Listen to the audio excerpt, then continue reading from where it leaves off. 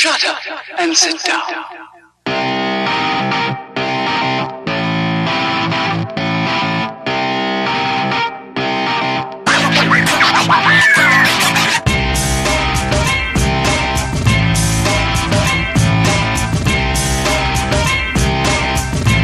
Welcome back to Pop Culture Podcast, episode 224. I'm Jay. I'm Adrian, and we're back for another week of movies, TV, kind of comics, kind of not. I have a comic-y thing to talk about. Okay, we have some comic-y things to talk about. Definitely whiskey. Uh-huh. We're recording on a Tuesday, not Yes, a Wednesday. Fucking weird. It's very weird. So new comic books aren't till tomorrow. Right. So we are recording a day early because I have to go to Dragon Con. Yeah. To talk about Dragon Con, and I will because I heard some things that I'm not looking forward to. I need a drink. Okay. What are we drinking this week? We're finishing off our Jim Beam. While, as I was looking through the selection, we could go another month. But there's like 4 more. yeah, but I feel like we've saturated our Jim Beam market. Yeah, I think we've spent more on Jim Beam in the last month than we have in our lifetimes. True. Really fast tangent. I picked this one, and as I was leaving, I was like, oh, that's the one we should have done. And I'm like, can I refund? She goes, no. Oh. I'm like, the hell? Wow. All right. Because I didn't know Jim Beam does a small batch cask. Real small bottle. I didn't know that either. I mean, you're looking at a $3.50 bottle for about $25, but I would have bought that, Billy. Okay. So what did we get instead? We got Jim Beam Bonded. Which I've not been able to figure out what the hell the Bonded is. I do know. Okay. So, and I read the bottle. Well, Bonded, sure. which is 100 proof. Okay, so it's a higher proof. That's one thing. It is. So the description is, Jim Beam's legacy of Bonded is a pre-Prohibition style bourbon with a 100 proof flavor and a hint of oak spiciness, making it the perfect mixer in any classic American cocktail.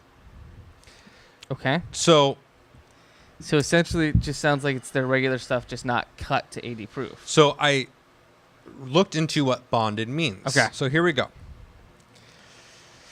To be the label bonded, the liquor must be produced of one distillation season. So either January to June or July to December. Okay. And one distiller at one distillery.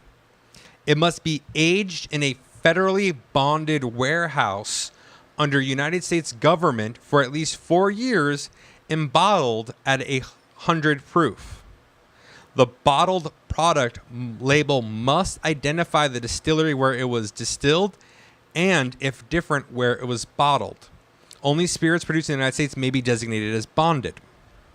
So this came from a law in 1897. It's called the Bottle and Bond Act. Okay.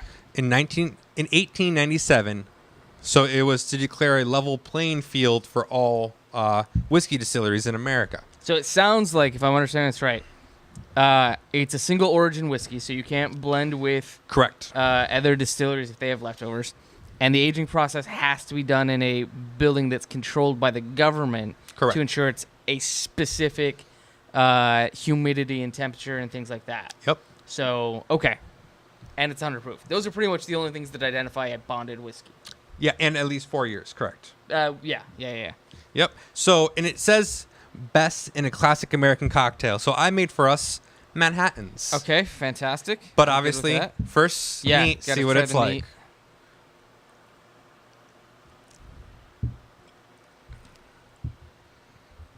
neat. I can That's see why rough. it's a mixer. Oh, that's rough. I can see why it's a mixer. Ugh. It tastes like white with a worse burn. Yeah. Okay. The best for last. Okay, hold on. We gotta put this into our ranking. Are you gonna rate it? Okay. What? Oh, shit. How many of these have we done now? We done black, devils, rye, ghost, traditional. Double oak from last week. Yeah, and the double oak from last week. I knew And there was then one I this was missing. So there's 7. I'm putting this one. So I've got traditional, and then I think I said double oak right above that. Yeah, you did. This is going right above the double oak. I Okay. feel like the double oak had a little bit worse finish. This one's got to me, not as harsh of a finish. It's got the burn, but once that clears, there's not a harsh finish. I don't know. Sure, no, I get what you're saying. And then I went, I think, whatever the fuck the rest of them were. For me, this is going to be, again, above the double as well, because I think it's going to be better iced, whereas the double was worst ice. So, neat, I put this below double. Yeah, and I'm taking these, I've had all of mine neat. Right. So that's my scale. Neat, below double, I bet you on ice above. So let's try it in a Manhattan.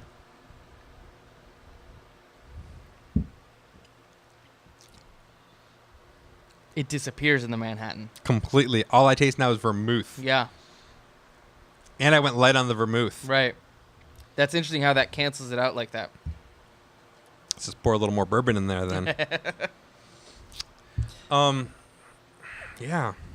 I do use a small batch artisanal vermouth. Fucking hipster. Nah, man, it was on sale.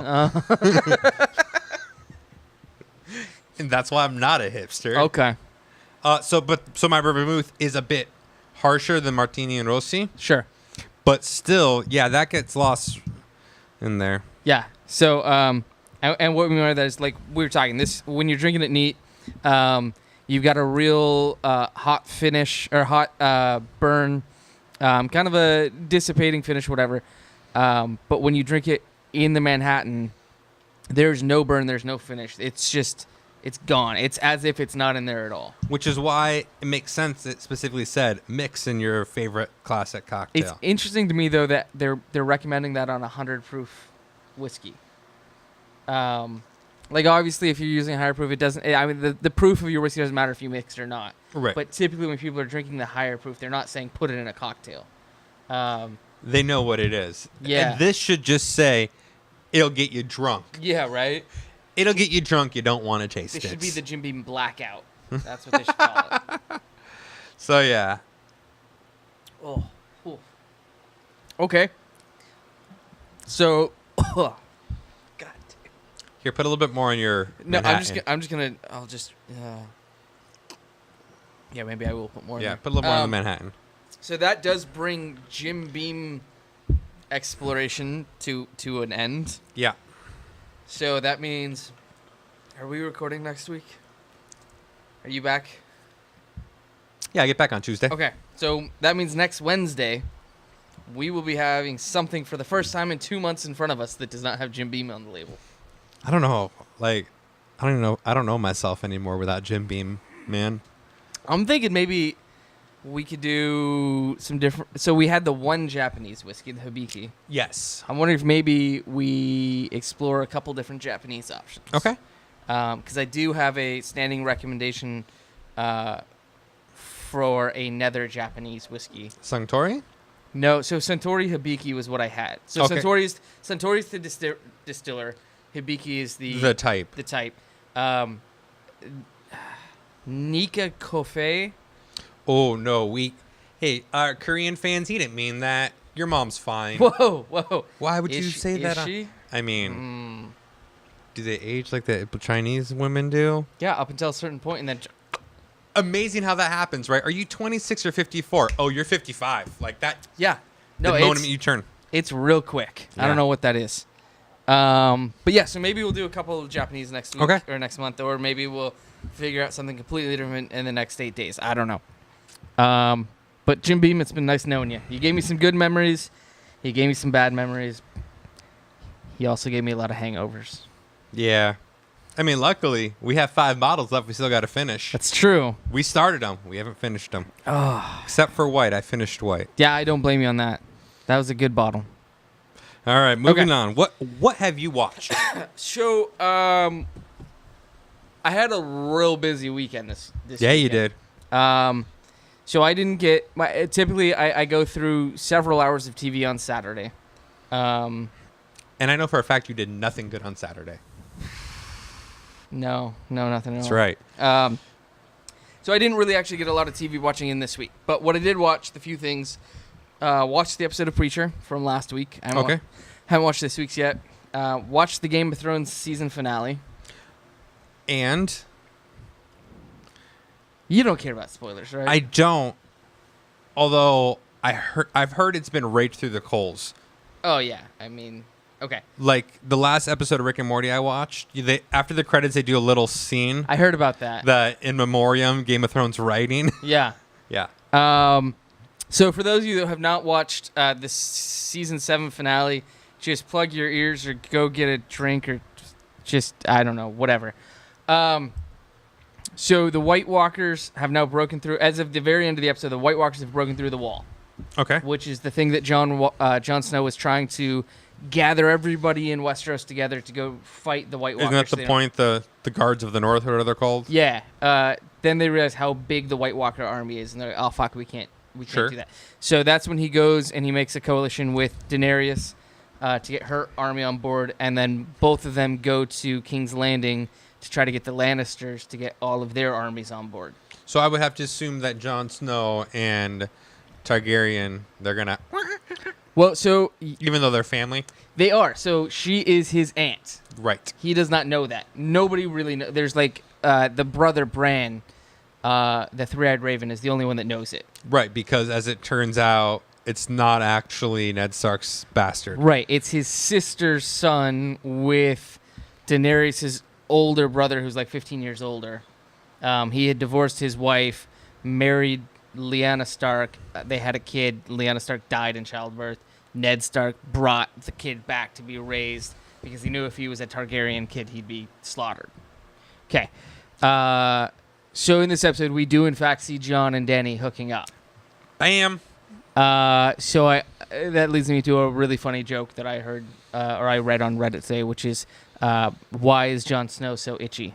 Why? Ants in his pants. There it is. Oh, terribly Yes. hilarious. So, so now all of the Westeros people are now grouped together. They are going to go up north to fight the White Army. Oh, so the Lannisters agreed? They figured out how to get them to agree. Because Cersei's in charge, right? Yeah, and she's fucking bitch. Yeah. Except you find out she was lying about it. So she says she's going to do it, and then she says I'm not going to do it. I'm just going to stay here and protect myself. But Jaime, the brother, Sure. ends up saying, no, I swore an oath that I would go do this, so I'm going to go do it. So one of the last scenes is him riding off alone to go fight. Like he cares. He's a Kingslayer. And not like Seth Rollins in the cool way. Whoa. So all I know is my season 1 references. Okay. So that's how it ends. Sir Jaime's riding north to go fight. Dany and Jon's forces are going north to go fight, and you see they killed one of Dany's dragons. She had 3 dragons. Okay. The White Walkers killed one and then resurrected it to be an ice dragon, I guess, or some shit. That's kind of cool. So as they're marching on the wall, the dragon comes and is shooting. It's either blue flame or it's ice. I can't really tell. Obliterates the wall, and then they go start marching on the north of Winterfell. And they can't talk, right? No, or at least we haven't seen them talk. Okay. And that's it. That's how the season ended. Because maybe they just need a little diplomacy. Maybe. Hugs, not drugs. They have said that the next season will premiere sometime in late 2018 or early 2019, and that is the final season. Yeah, you'll still want to watch it by then, right? 2 years? I'll have forgiven it by then, and I'll watch it. Tract will pop up and be like, hey, Game of Thrones is coming back. I wonder if that's why they're like, look, it may take us a long time to make. Also, people aren't loving this. Well, I don't know. Maybe they think by that time George R. R. Martin will have actually published the final book. Oh, Double R? Because at this point, the show has surpassed the book. Yeah. And he's just acting as a consultant on the show, taking notes on the side. I'm sure, oh, that's good. That's, yeah, uh-huh. Oh, yeah. I was going to do the same thing. Totally what's already in my DOS computer at home. Don't even worry about it. So yeah, watch Game of Thrones season finale. The wife and I watched more Degrassi. We finished season 8 of 14, which you would think would mean that we're more than halfway done with it. I don't think it does. We are 42% done with it. Because apparently in season 10, it goes from being a weekly teen drama to a daily soap opera style. Shut up. So it goes from being 22 episodes a season to 40. Wow. Yeah. Just watch General Hospital, all 40 years of it. I mean, I did at one point have Hollyoaks on my watch list, which is a British soap opera that's been running for 25 years, and like, no, fucking delete that. It's not worth it. No, like Young and the Restless is on its like 40th anniversary. Oh no, I know. It's ridiculous. Yeah. Okay. And then the last thing I watched was a couple more episodes of Beat Bobby Flay season 3. And Fucking love that show. I am upset almost every time Bobby wins, though. why? It's his show. Sure, but when, like, I don't remember if I talked about this a couple weeks ago. I watched an episode where the chef that made it to round 2, her dish was beef stroganoff. Okay. Which what beef stroganoff? Not that hard. Bobby's Delicious. like, I don't know how to fucking make beef stroganoff, so I'm just gonna throw a bunch of things that I think might sound Russian together and call it beef stroganoff. I thought it was German. No, it's Russian. Okay. Yeah. But he wins. I'm like, fuck it. You're not doing anything close to what it actually is. None of your flavors are what's in actual beef stroganoff, and somehow you still win. That part is bullshit to me. Like it. It's like how I produce the Pop and Culture TV show. And every week I win. You know why? I'm the fucking producer. That's why. Okay. I mean, I guess. Yeah. But yeah, I don't know. Obviously, I'm not there to taste the dishes, but there's some of them that I'm just like, I think the challengers should have won. And that's my question. Is the Challenger's dish bad? Is Bobby's really good and they don't care that it's not beef stroganoff, that it's just that good? Or was hers really that bad? Was hers just cream of mushroom soup and sour cream? Well, and a lot of what I see is, the challengers like, my signature dish is this, and then you're gonna do it, and they're like, well, I have this take or this twist on it. I do this instead of this, and then This Bobby is will go the more my classic beef way. stroganoff. Yeah, and the beef stroganoff, they went super classic. Sure. But on some of them, there was one that was a sandwich. It's like a fish sandwich. The guy served it open face. So then the judges are like, when I think of eating a sandwich, I think of picking it up and actually having a sandwich. So I'm taking points off because it's open face. I'm like, that's fucking bullshit. Well, it's not. I'm going to argue with you because... I get it's not, but at the same time, like, should their creativity be docked just because it's more imaginative than the fucking fillet of fish at McDonald's? But that does upset me. When I go to a restaurant and order a club sandwich, I know it's on a club sandwich. Sure. And when you bring it to me, I'm like, what's this? Well, that's our version of a club sandwich. Really, motherfucker? Because your menu just says club sandwich. But so here's the experiences that I've had. Most of the time, if I'm in a restaurant and they have what's considered a very well-known dish, and they're doing a different twist on it, almost always those menus have a description that says, our take on, enjoy this open-faced fish sandwich served on a handmade brioche. I have had it once where I ordered mac and cheese, and it was fucking like spaghetti noodles. I'm like, the fuck is this? That I have a problem with, sure. Yeah. But no, I get what you're saying. And I've been curious. I haven't done this yet. I keep meaning to actually look up the Bobby Flay win record. Because we're at like 156 episodes now. I have a feeling it's going to be like 135 to 20. I think he loses like 3 a season. And I think that's ridiculous. Again, I'm not there to try the food. Right. So that's the issue I have. But I don't know. Some of the shit he puts out there, I'm like, you got fucking burnt hamburger on there or whatever. Yeah, every now and then I've seen the show, but like, I don't know, buddy. I don't know. Okay, that's it for me for TV. Okay. I have a couple TV things to talk about. We have a joint TV thing to talk about. So I've been watching Rick and Morty season 3. Okay. Now, it's been difficult to watch season 3 because season 1 and 2 are on Hulu. Okay. Season 3 is on Adult Swim with cable. Adult Swim releases their episodes on their website 5 weeks late. Ugh.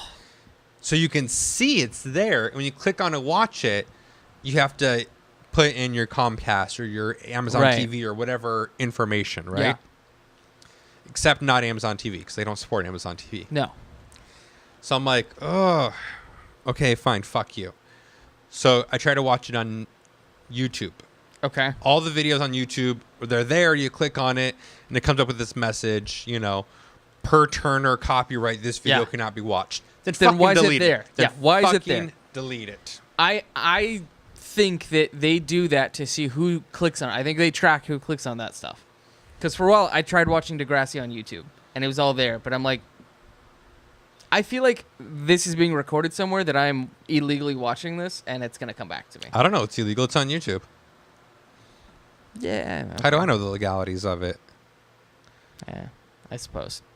But So- yeah, super annoying when they But do what that. you can do is they do, let's say, season 3, episode 3, part 1, part 2, part 3, part 4, part 5, Okay. part 6. So they break them into these 3 little. Isn't it a half-hour show? They break them into 3-minute installments. Oh, jeez. So there must be some sort of rule that under 4 minutes, it's a pass. Yeah, it's probably like a fair use license if it's under a certain amount. If you're showing It's like just a a clip? percentage of it, yeah. Yeah. But you'd think they'd have an algorithm to stop even that. But yeah, okay. Apparently So they don't. you've been watching them in 10 chunk. So I've been watching installments. 6 chunks, and it's nice. It just auto plays the next one, right? Mhm. You just set it to auto play, and it just kicks in the next one. So it's like you lost your internet stream for a second. Big deal. I have no complaints from watching it for free, right? Okay. So I'm caught up on Rick and Morty. Okay. All 6 episodes so far, Okay. including Pickle Rick. Pickle Rick? You have not seen this. It has become a cultural phenomenon. no. Pickle Rick. I don't watch any Rick and Morty anything. Screw. Like I've seen the TV. I've seen the T-shirts at Hot Topic. I don't go to Hot Topic. I'm I've like, seen something about it at Toys R Us recently. you seem to be hanging out at a lot of stores designated for like the 13 and under crowd. Okay, one, don't judge me on air. This shit is public, okay? Okay. My discretions are my discretions. I Sure. was buying gifts for underage children. You met online. Ah. Yeah. Nah, I know they're FBI agents. I know you're FBI agents. You can't lust me for this. No, I went to Hot Topic to buy another Bullet Club T-shirt. Okay, fair enough. Thank you. I won't pass judgment on Hot Topic. Really, they do have stuff like they have band shirts I would wear and shit Sure. like that. So And then I went to Toys R Us because I was looking for a second set of Joy-Cons Okay. for my Switch. yeah.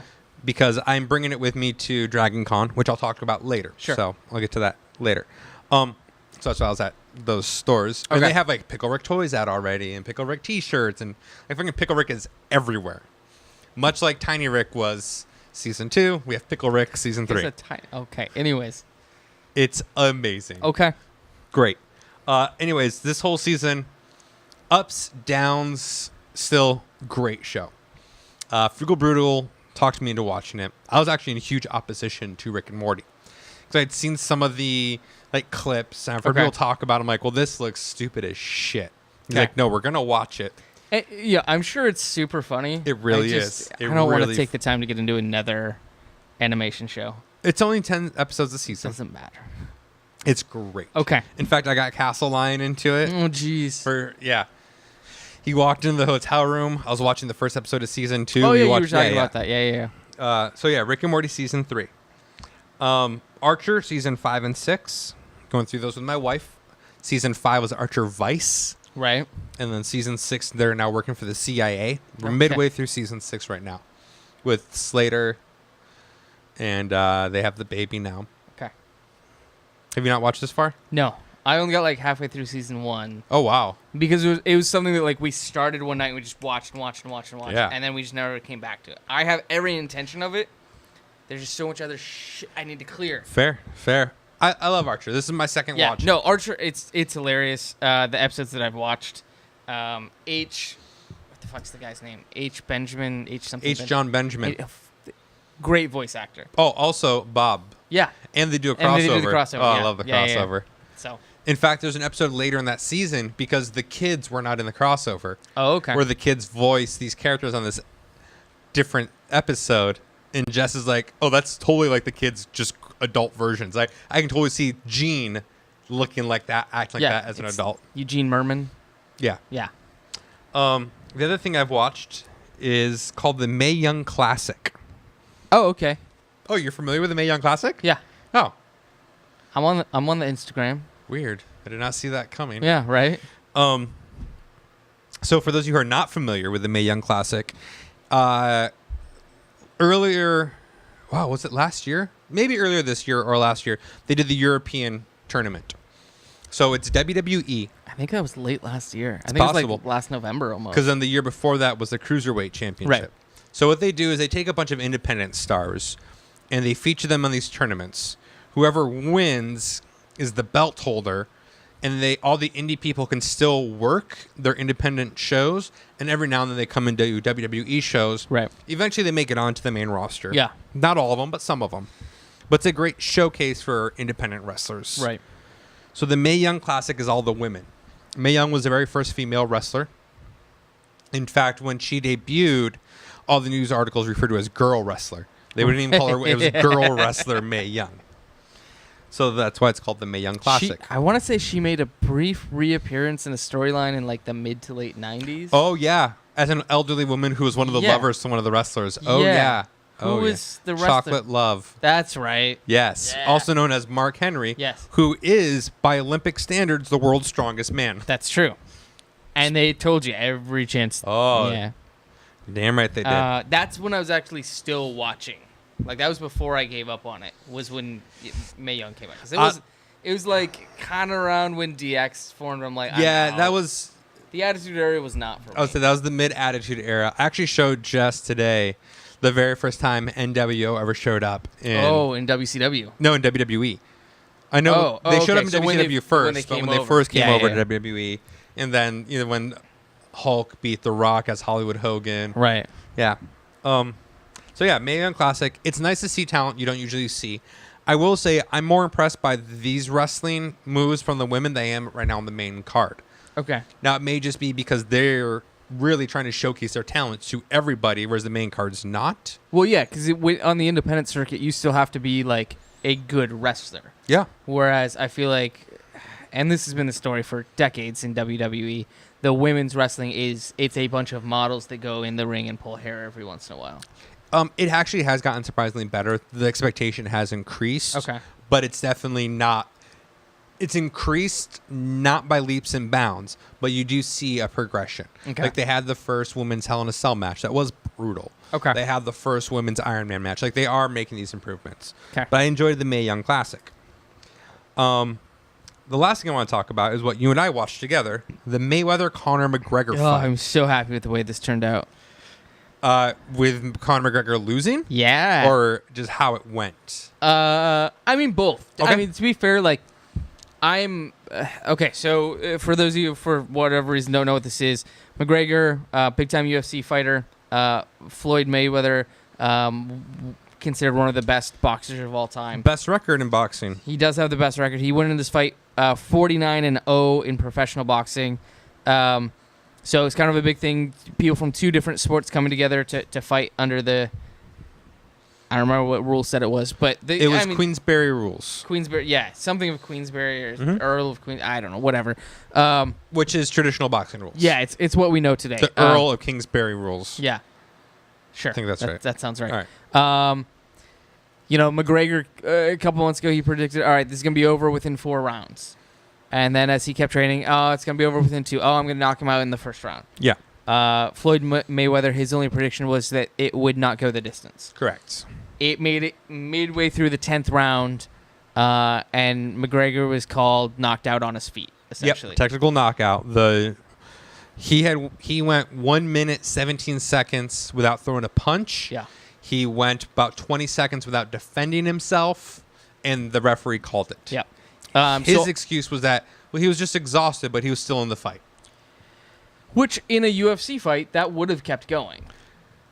If he's on his feet, it would have kept going. I've seen some matches ended on the feet, but you're right. In UFC, he still would have kept going. They would have let him go to the corner at the end of the round and come out again. Yeah, but he would. There was still a minute 32 left on that. Yeah, he would not have made it to the corner. He wouldn't have. No. But I am glad it went into the 10th round. Yes. Because it was a good fight to watch. Not as exciting as some of the other fights we saw. No. Not as weird as some of the other fights we saw. True. But as far as actually getting some watching time out of it, it was good. You felt like you got your money's worth. Yeah. I didn't want to spend $100 for it to be over in the first 2 minutes and then say, well, fuck that. Right. I will give Conor McGregor credit. He did better than I thought he would do. No, absolutely. And we talked about this during the fight. There is hours and hours and hours of footage of Mayweather boxing. There's none of McGregor. None of McGregor. Except the press kit stuff he was releasing, and that wasn't going to show you anything special. Right. So Mayweather didn't know what to expect. So during those first 5 rounds, and Mayweather was very open about this during his press conference, I'm just going to watch. I'm going to figure it out. Yep. And he did. Like, you could tell he was just like calculating. He would get hit because he's looking at him. He's like, the fuck are you doing? And he's just trying to figure it all out. Right. And he was getting hit and he was losing points. But he was literally just taking the blows, figuring out how McGregor worked. And then finally he's like, well, now I know what you do. Yeah. And now it's over. Yeah, he figured out his tells. He figured out his itches, everything like that, his cadences. So after, I think it was beginning in round 5, I would say he came out, Mayweather came out, and he started throwing some punches and doing some damage and just wore him down over the next 4 or 5 rounds until McGregor couldn't hold his hands up anymore. And the ref was like, all right, you're done. And that's what that's what Mayweather said. He's like, then I started, so he did the defensive, learning what he did when McGregor was on the offense. Then that's why, so Mayweather said, like you said, 5 and 6, he came out punching, but not hard. No. Because then he wanted to see how McGregor was responding in the defensive. And once he knew him as a whole, he's like, well, now it's over. Yeah. I don't like Mayweather. But when you listen to him break down how people fight, he's fucking genius. Oh, no, he's a great tactician. And one thing I will say about McGregor in this fight is at the end, he said, yeah, I think I could have kept going. But he admitted he was being worn down. And he was a lot more gracious about this than I've seen him in any fight so far. Yes, he did admit, he's admitted he was exhausted. I didn't watch the press conference. I didn't watch the press conference either. Actually, I was going to, and I just didn't get around to it. Irked that he was saying, well, Mayweather's not that strong. He's not that fast. He's just more composed than I am. All right, fuck you. Yeah, I mean, McGregor was throwing some fast punches. I think Mayweather got a couple quick shots in there, too. Sure. But what I took from that comment about being composed was that Mayweather came in with a strategy. Yeah, maybe. He had the, like we were talking about, the first couple rounds, he just kept his hands up and he absorbed the impact. Yep. That was his composure. He came in, he wasn't like nervous. He wasn't coming in like, I need to just get a couple tough shots off at the beginning and knock him out. Okay, I can see what you're saying there. That's how I took it, which I would agree with. I think, like we were saying, Mayweather came in, he was the better tactician in the fight. He may not have thrown as many punches or landed as many punches, but he came in with a strategy that got him the win. So now what's interesting is this now makes Mayweather 50-0. 50-0. Which is the best record of all time. He's done. There's no reason for him to step back in that ring. And he said he's done. I will say, out of all the graciousness that McGregor showed, I would say nobody showed more graciousness than Mayweather did to Rocky. Yeah. Because he was... So, yeah, the I guess host, whatever you want to call him. Yeah, the host is... Yeah. Post-fight in the ring, he was asking him, he was trying to get Mayweather to say he was now better than Rocky. Yep. And Mayweather refused. He would not address it. He said, I came in, I fought a good fight, I got to win, and we're going home. He would not say that, he would not refer to the fact that his record was now one up on Rocky or anything. Nope. And that was great. Yep, the announcer even said, he's like, well, how does it feel to be 50-0? Hey, man, I'm just talking about this fight. And he even said, you beat Rocky. He's like, I'm not talking about that. I'm talking about, he refused. That was very sportsman. That was very gentlemanly. I definitely respected that. Yeah. Regardless of everything else you have about Mayweather, all the feelings that people may have about him, that was a very professional and respectful move. Now, I will make two more things about this I want to talk about. Okay. One, I was listening to a podcast today. The podcast it's a wrestling podcast. Edge and Christian do a wrestling podcast. Oh, yeah. I don't usually listen to it, but their guest was Kenny Omega, leader of the Bullet Club. Okay. So I'm like, all right, I want to listen to this one. Sure. And I do. And it actually took place 2 or 3 days before the McGregor fight. And sure enough, they asked, what's your opinion on the McGregor fight? What are you guys thinking? And Edge, who goes by his real name, Adam. Okay. Who also plays Thorsten in Vikings. Yeah. The guy who got his arm cut. Yeah. Yeah. He had said, he goes, look, I know everyone's saying this and everyone's saying that. You know what's going to happen? It's going to go late in the rounds. McGregor's just going to get gassed where he can't even lift his arms up. He's so exhausted because he's not used to it. He's just going to lose. And I was all like, holy shit, he fucking got it on the nose. Absolutely. Wow. So credit to you. Edge, I know you're listening. Obviously, you listen to our podcast. Big fan. Yep. Yeah. Good on you, man. The second thing I want to talk about is the streams. Oh, yeah. So, it's a big controversy. Two big things about it. One, there's a small claims court case against Showtime because people who paid extra for the 4K high def in your idiots. face. They lost their stream. Yeah. Frequently and often throughout the fight. Yep. So now they are suing Showtime. Now, one, did you ask for a refund? Let's just start there. Right. Get a refund? Yeah, I think that's step one. I would assume that's step one. And I got to imagine that their arguments be like, well, I'm more damaged than just a refund. Like, I missed out on this once-in-a-lifetime opportunity and blah, blah, blah, blah, blah. I haven't read the complaint. I don't know. See, this is my problem with, I guess you could say America today, is we're so fucking sue happy. This, to me, is...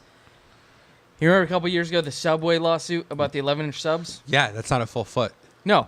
So, at best, I think you should get 1/12 of the price you pay for that sandwich back. That's fucking it. That's fair. You shouldn't get $1 million because your sandwich was an inch short.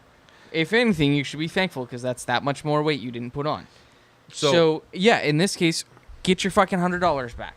That's it. You shouldn't get... there shouldn't be a civil suit out there for multiple millions of dollars.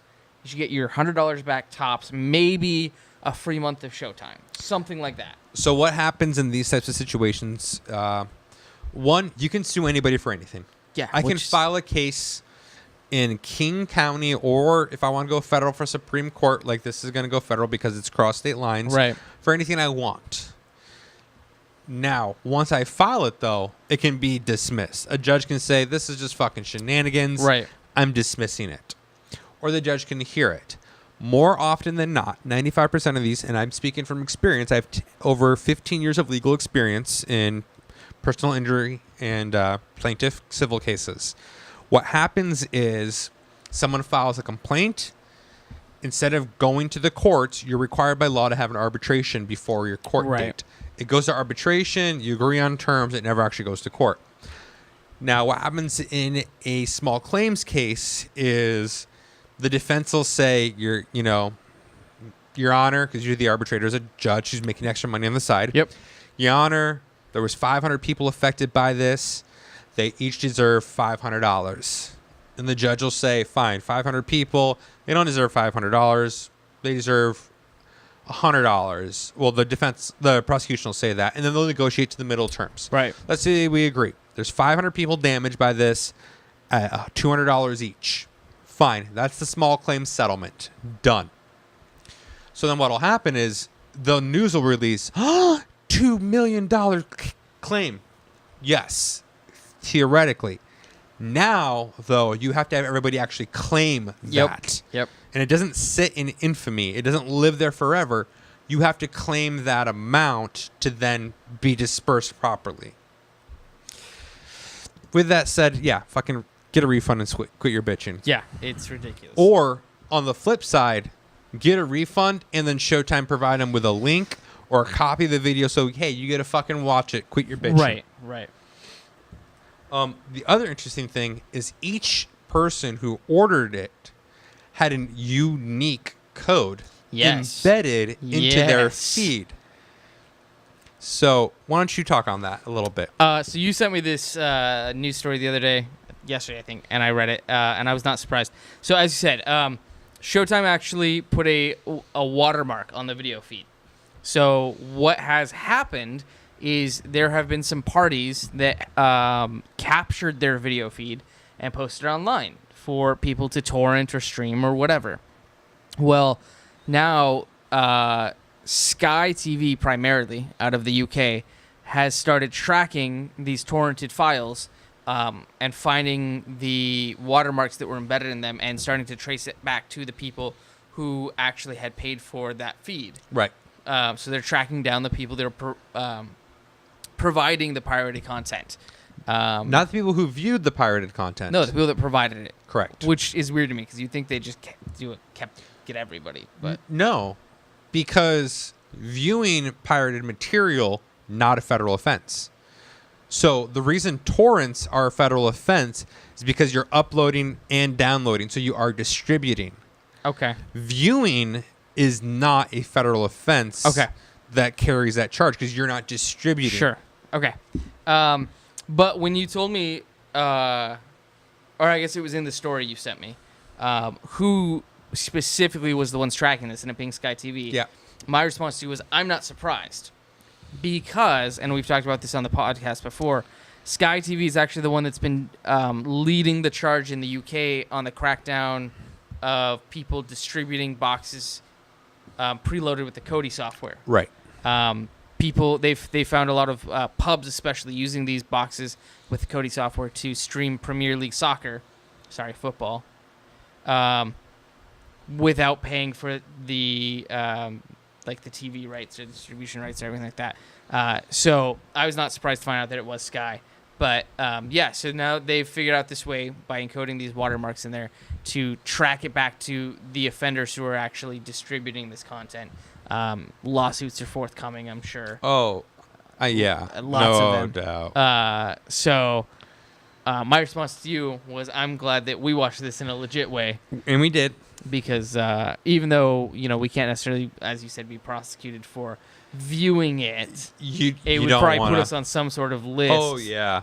And there goes all of my TV watching ability. Right. I mean, we watched it from my place, so it's cool. Well, sure, yeah. I mean, there goes your TV watching ability. What I find amazing about this is how many other places may pick this up. Game of Thrones is before the Mayweather fight was the number one pirated video content. Mayweather fight is now number one. Yep. So is Game of Thrones going to be developing this technology? I mean, I wouldn't be surprised. It's it's a show that's produced by HBO. It's a premium cable network. It wouldn't be hard for them to go down the hall and knock on Showtime's door and be like, "Hey, can you give us whatever your technology was to do this? We'll license it from you," in order to make sure that people are paying to see our show. Because I got to imagine, just to have a watermark overlay like that streamed digitally across with it can't be that expensive to do. No, and it's genius technology though. Yeah. Like whoever thought about it, kudos to you. Like, because it is, you and I both know, putting a watermark on a video stream, super simple. Yeah. A unique watermark, a little bit more technical, but since they're a digital stream, not by much. No, I see it as kind of like in the same way you add a page number to a Word document. Yep. It's probably based on that same I agree. or same technology. So It Bates number it, yeah. Yeah. Sure. So what do why you think? the fuck do you know that? What? Did you say Bates numbering? Yeah. Why do you know what that's called? How do you know what it's called? I don't. Oh. Like that was my first introduction to that. I see. Okay. Yeah. Yeah. Bates numbering. It is a form of numbering used in legal formats. Okay. So every document supplied to the court has to be Bates numbered. Okay. So when you're referring to it, you can say, Your Honor, I reference you to ER 903 or BA 706 or whatever. Okay. They're called Bates numbering. Got it. It's not used just in the courts. That's my familiarity with it. But it's now widely used across different platforms. Okay. Fair enough. All right. All right. All right. So that's it for TV for me. That's all I got too. I do have one other thing I want to tell you Okay. before we move on to movies, podcasts, and anything else. Because I think you're going to find this shit hilarious. All right. Rose City Comic-Con. That's a thing. September 8th through 10th. That's true. I'm going. Are you going? I might not. If I go, I might just have to drive down on the 9th. Fine. Because I don't think I can get the 8th off of work after. What, is the 8th a Friday? Yeah. Okay. Fine. Whatever. I'm already taking the 7th off. I don't think I can take the 8th off. Wonder why you're taking the 7th off there. Fucking, I need a Thursday off. That's fine. Yeah. Last time on the 7th we recorded. Yeah. Rose City's 8th through the 10th. Do you know what's the following weekend? No. RenCon. Have you heard of RenCon? No, I've heard of Ren Fairs. Yeah, I went to a Ren Fair. You did. We've talked about that. Yeah. It was terrible. Yeah. Yeah. Now this is RenCon. I will be attending. This is my invitation to you to join me. RenCon is the Renton Comic Con. Oh, no. What? Why? Who thinks having a Comic-Con in Renton is a good idea? You know who their celebrity headliners are? Sir Mix-a-Lot? With the exception of JDF, Who? Jason David Frank, they have all the original Power Rangers. Oh, that's I mean, except for the dead one, R.I.P. Trini. Yeah, pour one out for my girl Trini. Right? So you're talking Billy Yost, the Blue Ranger, Amy Jo Johnson? Yeah, they claim all the original cast is what I've been told. So no Jason David Frank, but... who was Tommy the Green Ranger. Tommy the Green Ranger, but we've got... Billy something? Billy Yost, the blue one. David... I don't remember all their names, man. There, or maybe it's... Or sorry. Austin something's the Red Ranger. Yeah. Austin St. John. Thank you. I think it's David Yost. Yeah, it is David Yost. Not Billy Yost, because Billy Yost wouldn't be Billy. Sorry, David Yost. It's the Black Ranger that I can't think of his name. Wade. Walter Jones. Is it just Walter Jones, or is there a third one in there? I believe it's just Walter Jones. Okay. Wow. But I'll be seeing... Also, fuck me for knowing that. I'll be seeing all of them with the exception of Joe Johnson at Dragon Con, so big deal. But RenCon, I figured that's worth a day trip. Yeah. Where's it? Where in... Where in Renton? Is it fucking in the IKEA birthday room? Oh my god, that'd be amazing! That would be amazing. That would blow my mind! Wow. Yeah, Renton Comic Con. That can't be more than like $15 for a ticket, right? It can't. Like Bellingham Comic Con's been going on for like 25 years. It's only $10 to go. Yeah, that's true. But who do they? I mean, I go every year. Do you really? Except for this year, I'll be out of town. I'll be at my cousin's wedding. Thanks, Lauren. Otherwise, I go to Bellingham every year. I didn't know that. Oh yeah. Fuck. Why? Thanks for the invite, asshole. I would have gone up to Bellingham Comic Con. I'm pretty sure I invited you last time. You may have, I don't remember. And then we could go to Casa Que Pasa and get a potato burrito. Oh, I'll be down for that. Amazing. You know, my wife goes to Bellingham once a week for work. Really? Yeah. It's her favorite office to work out of. Do you know where in Bellingham the office is? No. Is it like downtownish? I'm sure.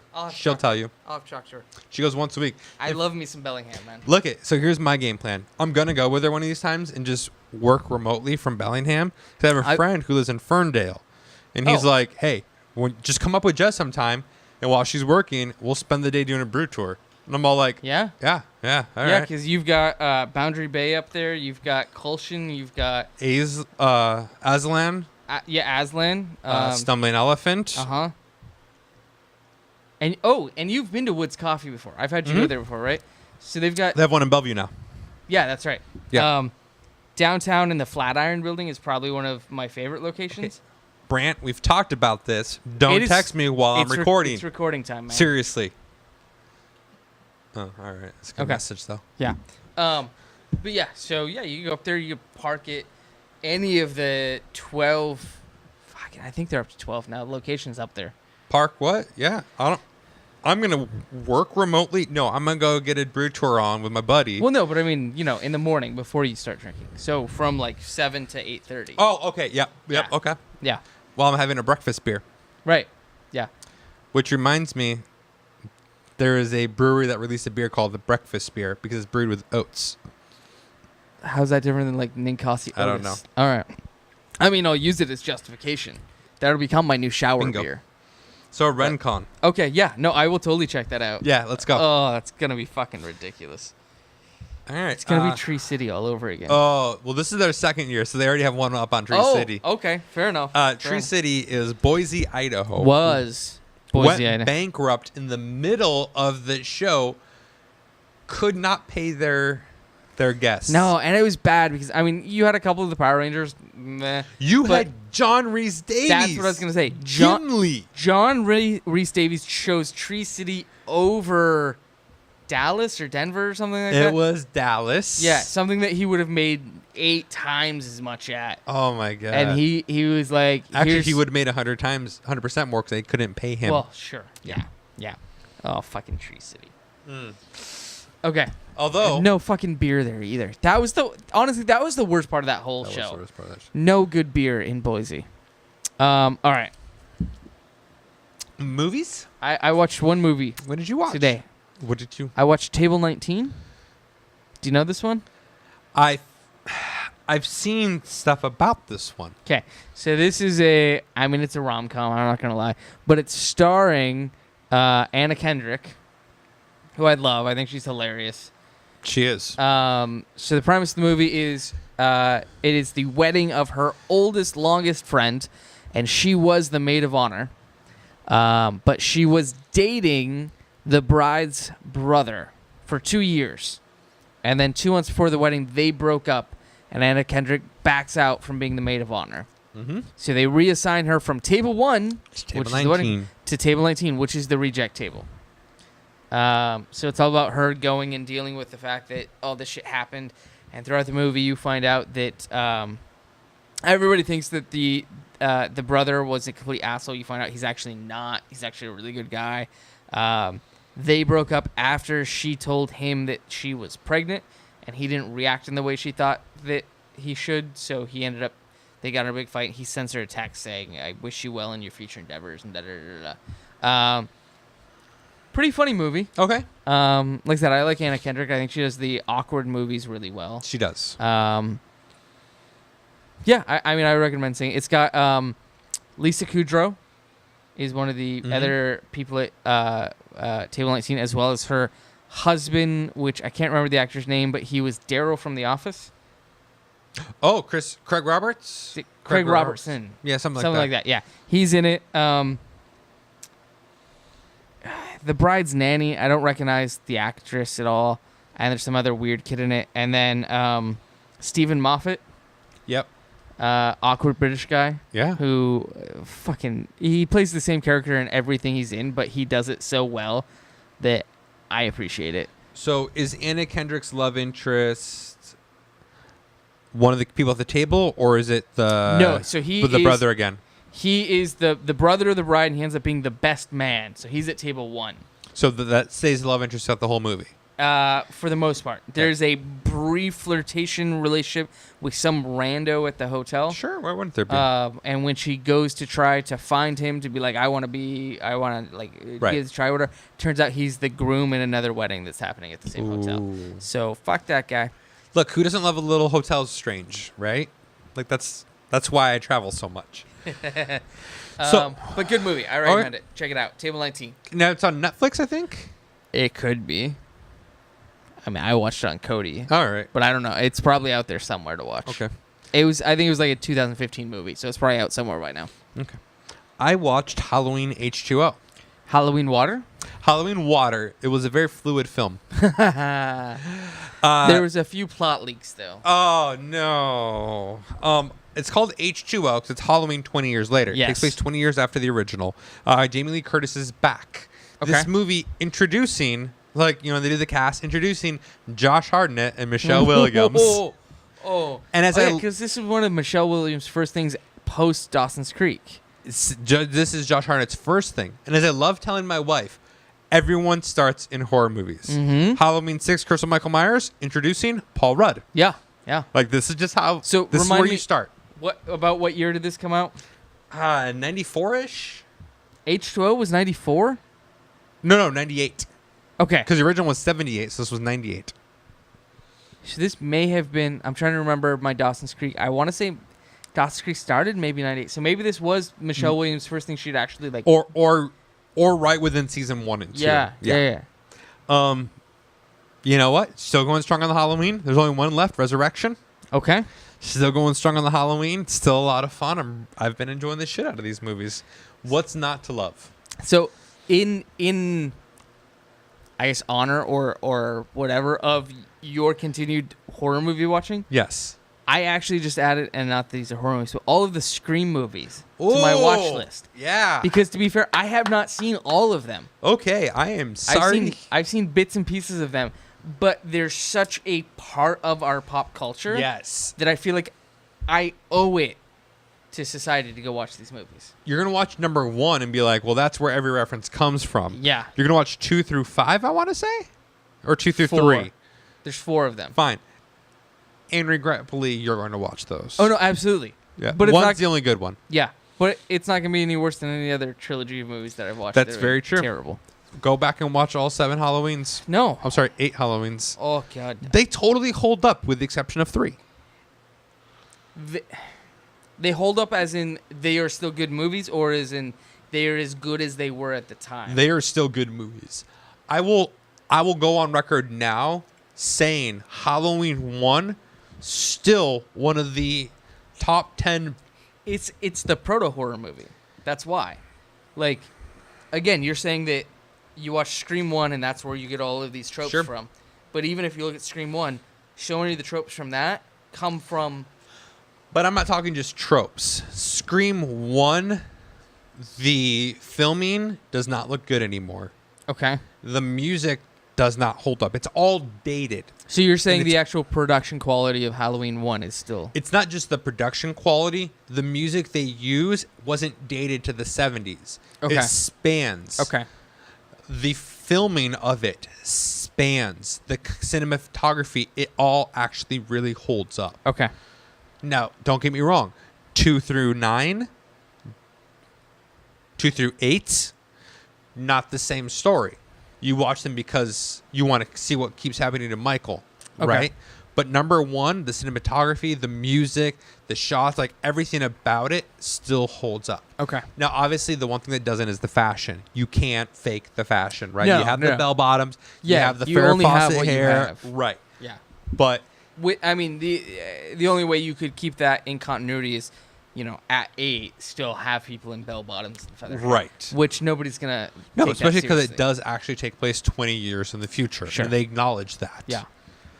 The other thing I watched, a buddy Jason showed this to me and fucking blew me away. You were talking about John Wick 1 and 2. Yes. Jason loves the John Wick movies. Okay. Like obsessively. I'm not surprised by that at all, knowing Jason. But what he showed me was a couple different YouTube videos, about 7 to 10 minutes long each, of Keanu's training regiment for Oh. John Wick. Okay. Do not fuck with Keanu Reeves. No, and that's the thing. Everybody gives him so much shit, but if you look at the training and the actual prep he does for his movies, the guy's a fucking beast. So he has a very sad story. His beloved died. It put his life in a tailspin. He now lives differently. He acts differently. He now does not view himself as a movie star. He has now come to terms with not only mortality, but fame. It's Right. why he just rides the subway. It's why he shops at your local QFC. It's Right. why all these things. But when it comes to being a celebrity, it's also why he busts his ass on his movies. Right. So it's a bunch of SEAL guys. Okay. And they're like, here's what you're gonna do. You're gonna walk down the hallway. You're gonna look to your right, lift up your shirt, remove your weapon, fire once, look to your left, fire twice, go back against the wall. Do it. Do it again. Do it again. Do that. So that time, when you move your right arm, that's the right way to do that. Do that from now on. Do it again. Do it again. Like literally so apparently before the filming of John Wick 2, this team of, let's say, gun tacticians Okay. or fighting tacticians, whatever you want to call them, Your local militia, yeah. had him for 3 months Oh.